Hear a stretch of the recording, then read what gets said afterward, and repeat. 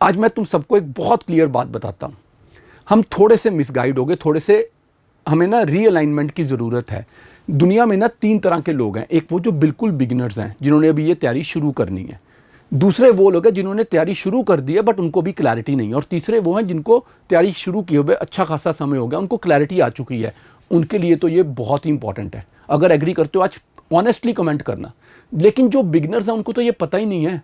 तो वो जो एक फाउंडेशन कोर्सेज होते हैं ना, जो लोग कहते हैं हम 1 साल 2 साल पढ़ते हैं, चाहे सेल्फ स्टडी करें चाहे कोचिंग लें, भाई वो आधार होता है ऐसे कोर्सेज के लिए। अगर आप सीधे ऐसे कोर्सेज में आके बैठ जाओगे ना, 4 दिन, महीना, 10 दिन, है ना, बहुत अच्छा लगेगा। फिर लगेगा यार मुझे पता तो कुछ है नहीं, मैं क्या ही लिखता रहता हूँ, क्या ही सुनता रहता हूँ, क्या ही पढ़ता रहता हूँ, मुझे बेसिक्स तो पता ही नहीं है, इन वर्ड्स के मीनिंग्स भी नहीं पता, और मैं सीधा हाई फाई चीज़ें उठा ली हैं। तो वो जो हम नेक्स्ट लेवल अचीव करने की बात करते हैं, हम भूल जाते हैं। जब स्कूल गए थे तो सीधा ऐसे नहीं लिखने बैठ गए थे। पहले हमने ABCD सीखी थी, उसके बाद छोटे छोटे वर्ड सीखे थे, CAT कैट, BAT बैट, बड़ा मज़ा आया था। फिर उसके बाद एक एक लाइन का सेंटेंस बनाया था, I am a boy, I go to school, बड़ा अच्छा लगता होता था। फिर ऐसे लिखा था। ऐसे ही UPSC की तैयारी करनी है। आजकल एक और बड़ा सीरियस कंसर्न हुआ हुआ है स्टूडेंट्स में, और इसके लिए भी आप मेरे को प्लीज़ बिल्कुल बेझिझक अपने व्यूज़ देना। मैं उसी के हिसाब से बहुत सारी चीज़ें तुम्हारे साथ अब शेयर करूंगा और इसको एक बहुत रेगुलर फीचर बना देंगे हम लोग।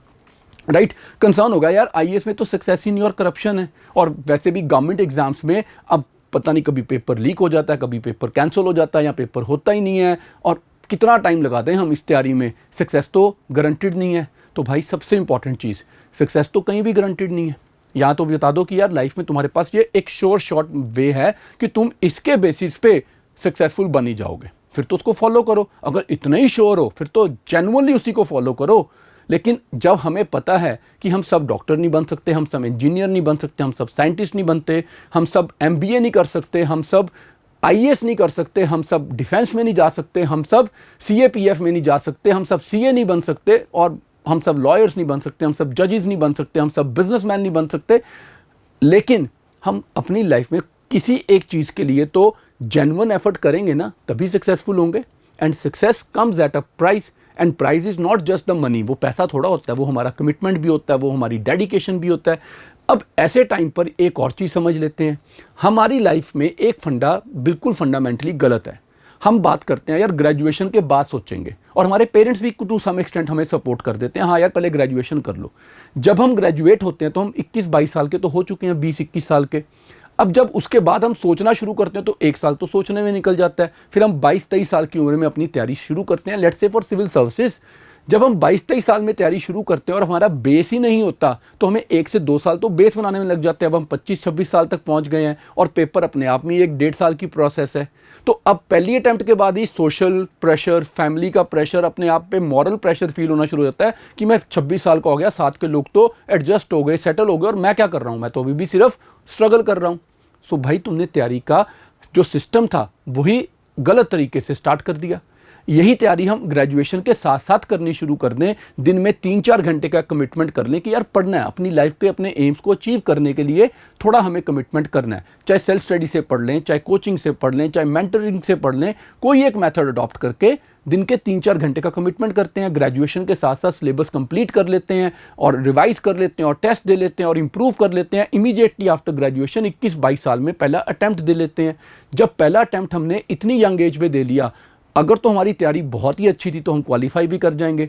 गॉड फॉरबिड नहीं हुआ तो अब इसके साथ साथ जितने एग्जाम आते हैं सारे दो ना, CAPF दो, CDS दो, RBI ग्रेड B दो, नबार्ड का पेपर दो, जो आते जा रहे हैं, है ना, IB में आ रहा है इंफॉर्मेशन ऑफिसर के लिए, या जो भी पेपर आ रहा है, EPFO का आ रहा है, सारे पेपर भर दो यार। किसने रोका हुआ है? सब कहीं ना कहीं सिलेक्ट हो जाओगे। स्टेट सिविल सर्विसेज आएगा, कोई ना कोई एग्जाम तो देते जाओगे ना।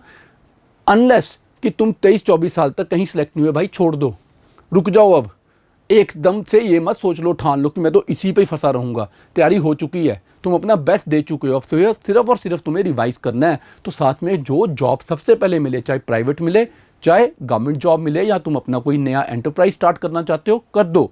दिन में 2-3 घंटे निकालना फिर भी इम्पॉसिबल नहीं होता। अगर लगन हो तो अगले साल फिर से एग्जाम दे लेना, हो जाएगा भाई क्वालिफाई। एक प्लान होना चाहिए।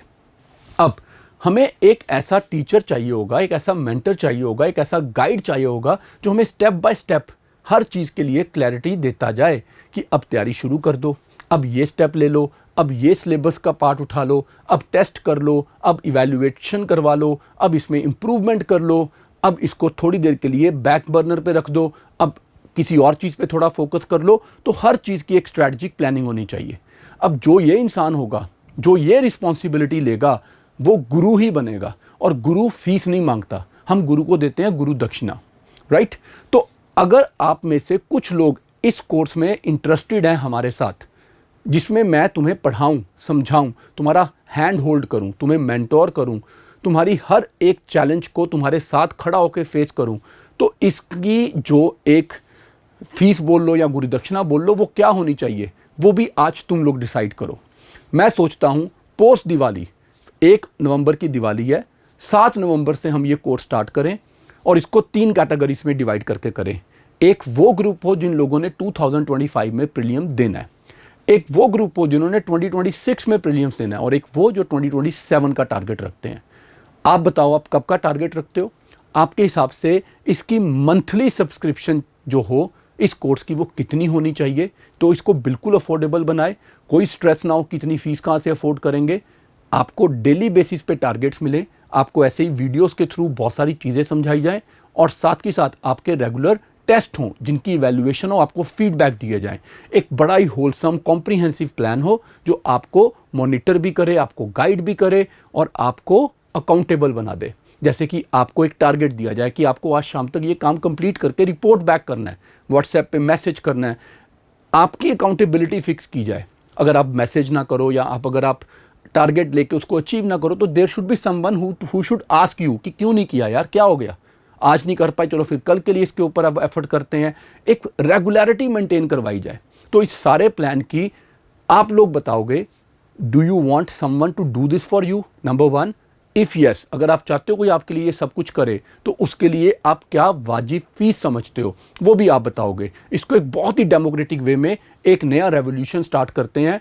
बहुत नेगेटिविटी है इस टाइम पर, हर तरफ एक नेगेटिविटी का माहौल है। चलो इसको तोड़ते हैं। Let's together work towards a positive future, a bright future. Best of luck.